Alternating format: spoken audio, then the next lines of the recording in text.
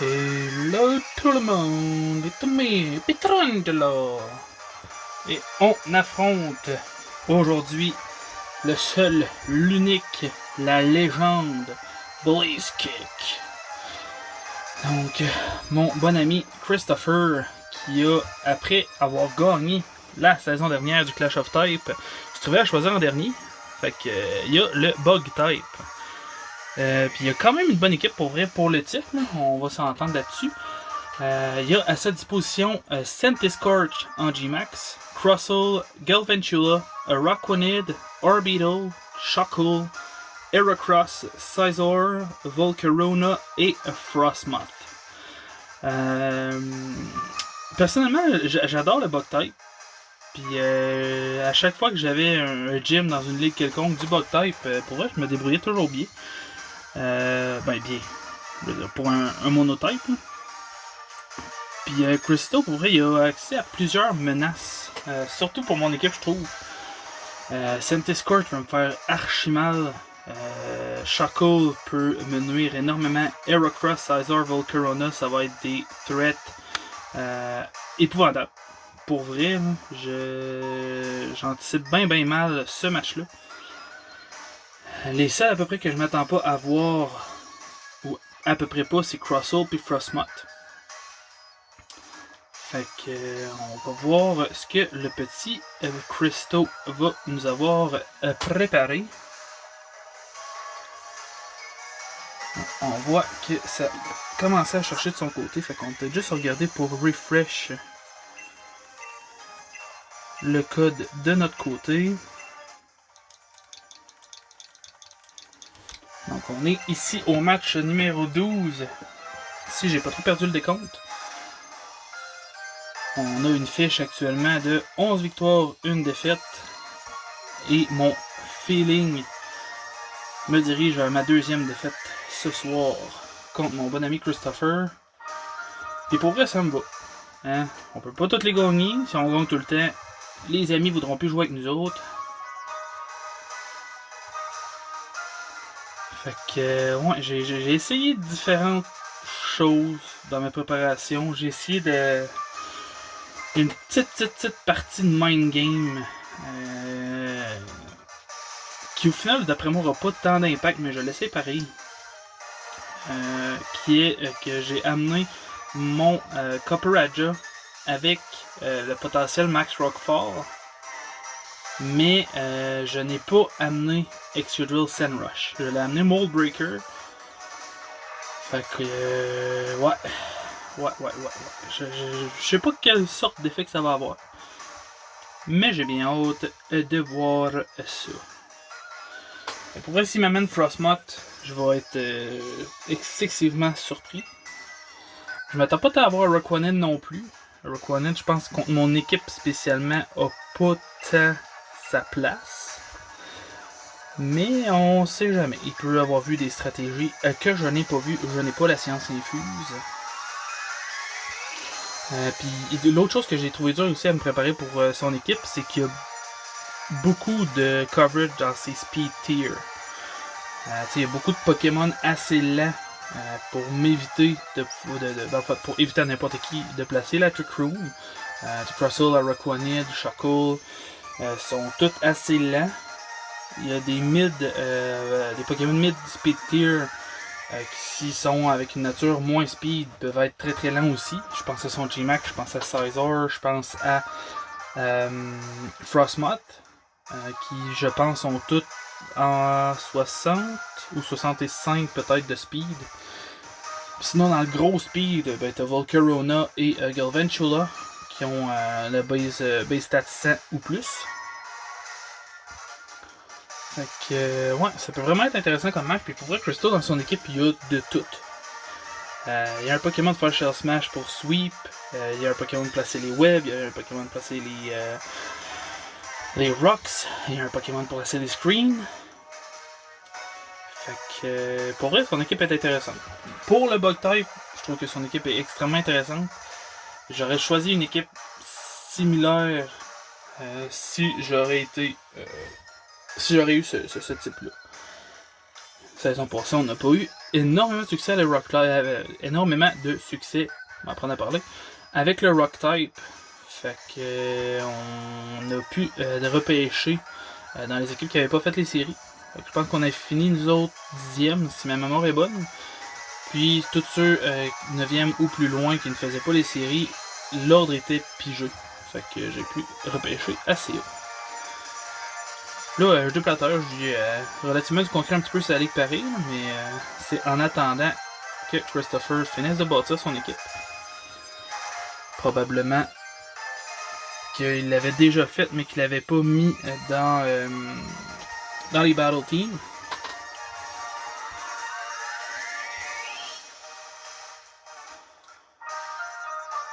Donc. Son César, j'espère qu'il l'ait amené Brick Break et non pas Super Power. Il a amené Frostmoth. Ok.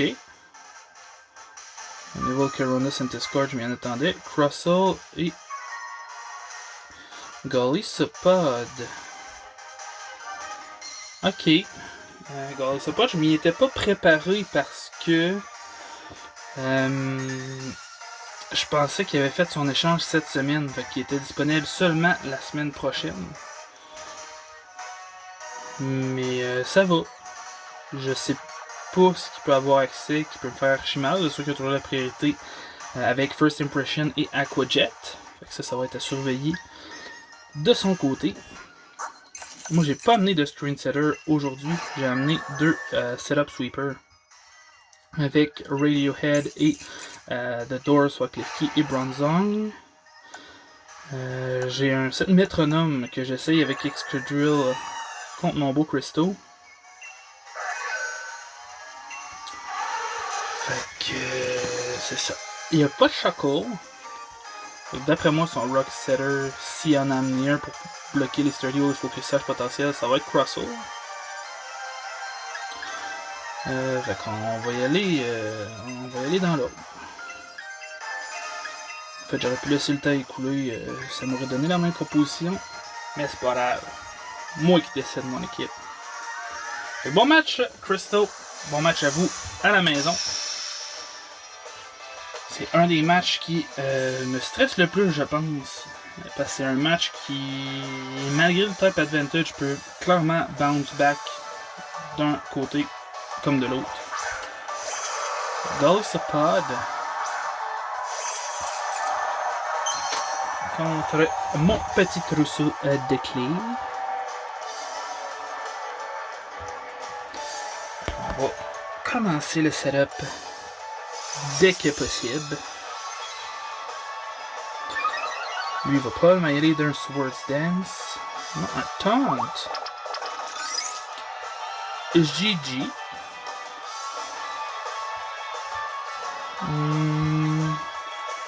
Je sais pas quel genre de stats Golisopod a défensivement. Je sais qu'il est lent. Il doit être assez solide, je pense. Niveau physique, probablement moins niveau spécial ou l'inverse. Rocky Helmet. Ok.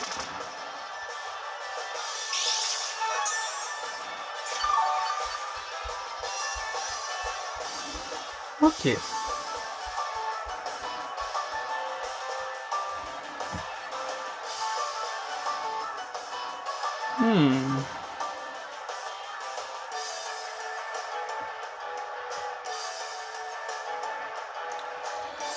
Je pense que je vais y aller directement avec mon Radiohead, mon Bronzong, que j'ai amené avec E-Proof au lieu de Levitate pour m'aider à tank les hits de Centiskorch et Volcarona. Christo qui va avec la deuxième rangée de Spikes.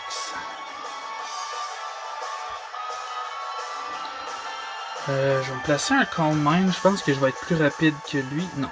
Ok. Golisopod est plus lent. Bronzong est plus lent que Golisopod. Je pense qu'il y a une base stat de speed de 40. Mais vu que je l'avais pas préparé pour, je le dis vraiment en prévision approximative. Sandescorch, ouf! Il n'aura pas vu le Meteor Beam venir. Si il dodge pas, il appréciera clairement pas le move sur son G-Max. Est-ce que ça passe? Ok, bon. Il y a la Berry pour venir le tank.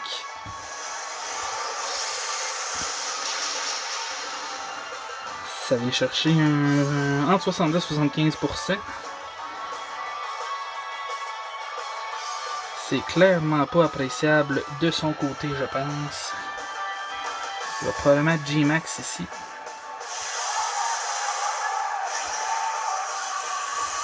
Je sais pas s'il va y aller d'un max.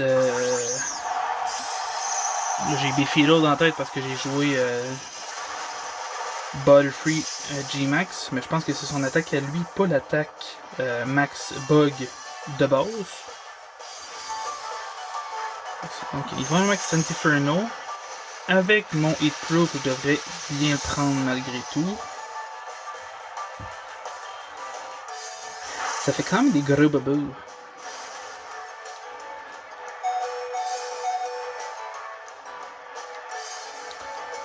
On va laisser mon Bronzong mourir. J'aime mieux temporiser un deuxième tour de G-Max.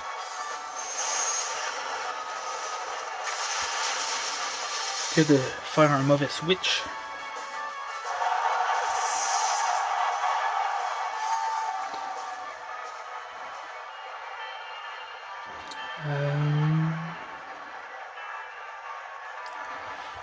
Après ça, on va y aller avec le Corviknight. On va continuer le setup. J'avais 3 setup sweepers dans cette équipe-là. Parce que je pense qu'elle n'a pas de phaser potentiel. Je vais y aller dans un Bull Cup parce que je vais être plus rapide que lui. Je ne suis... Ah non, c'est vrai. Okay, non. À cause de l'investissement de mon Corviknight, c'est vrai, je suis pas plus rapide. Fait que lui est full speed. Ce qui est une information bonne à prendre.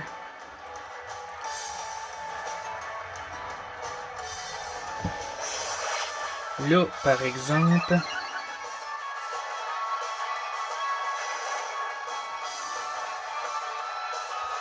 Je pense que s'il me fait Fire Lash, même en étant pas G-Max, il va me tuer. Donc, je vais y aller, je vais essayer de taper pareil.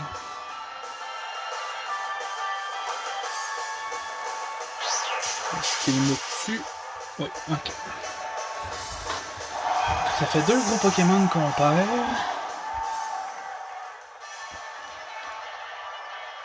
On va y aller du copain Aegislash.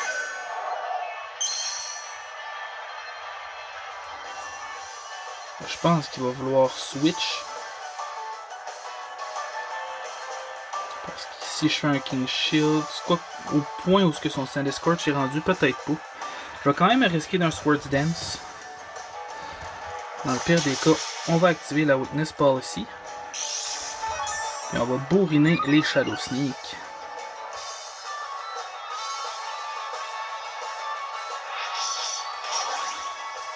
Si son Golisopod a Aquajet ou First Impression, par exemple, il peut venir me faire des bons dégâts en arrière.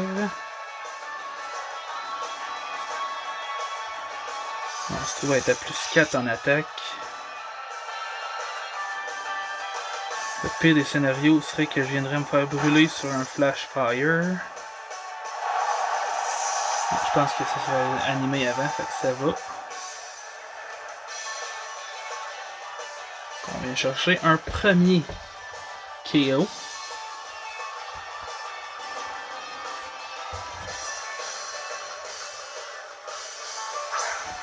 Crystal, qui est dans les matchs de single, est toujours un petit peu mon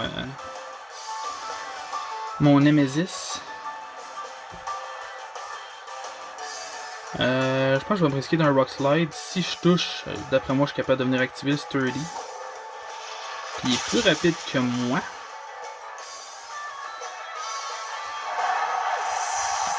Est-ce que c'est un Crystal Scarf?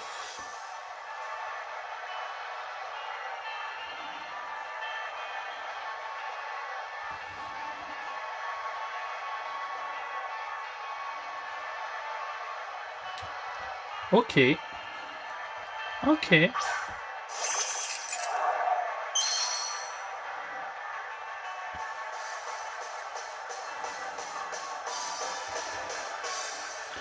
Là, s'il switch sur Volcarona, je suis dans le trouble. Mais s'il switch pas et qu'il me fait Earthquake, j'aurais été dans le trouble à faire quand même. Je vais y aller safe, je vais y aller dans un run defense. Autant de réflexion qu'il prend d'après moi, Crystal va switch. En anticipant potentiellement un Magnet Rise, je pense, de mon côté.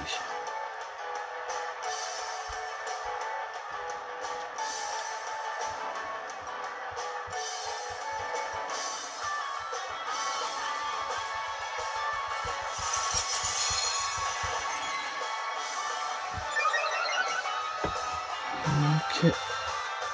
Shell Smash.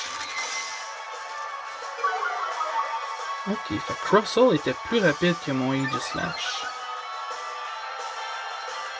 Donc le sien doit être clairement full investi en speed, puis mon Aegislash, je l'étais pas. Ouais, c'est vrai, je pense que mon Aegislash était full HP, full attaque. Et maman. Je vais aller d'un autre Iron Defense au cas où il attaque. S'il va d'un deuxième Shell Smash, je pense que ça va être GG, peu importe le scénario que je voudrais avoir.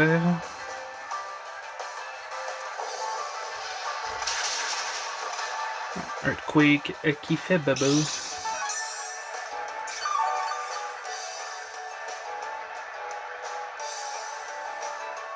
Ok, je vais... La stratégie à soi marche pas en tout.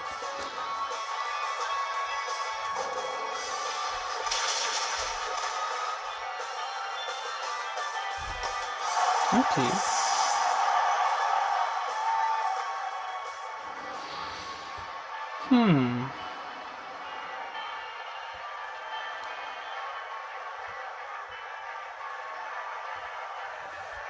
C'est là que je regrette de pas avoir de Focus Sash.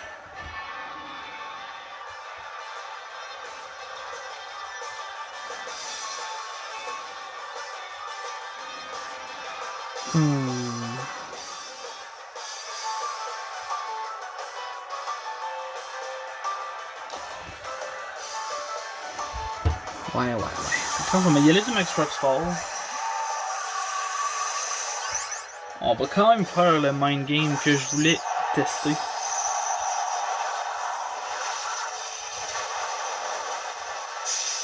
Mais anyway, à ce temps que son Shell Smash est placé, je pense que même à ça, il m'aurait outspeed. Fait que... ouais.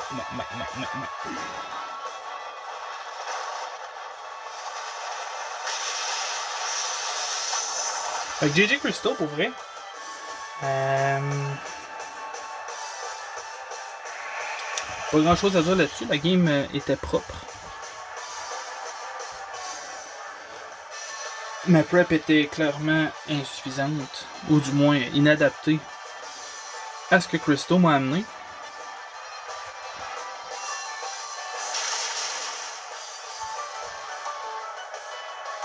Puis comme je disais, j'avais prévu perdre ce match-là, fait que ça me convient tout à fait. C'est là qu'il va voir qu'il va être plus rapide que moi, puis qu'il comprendra à rien à ce qui se passe.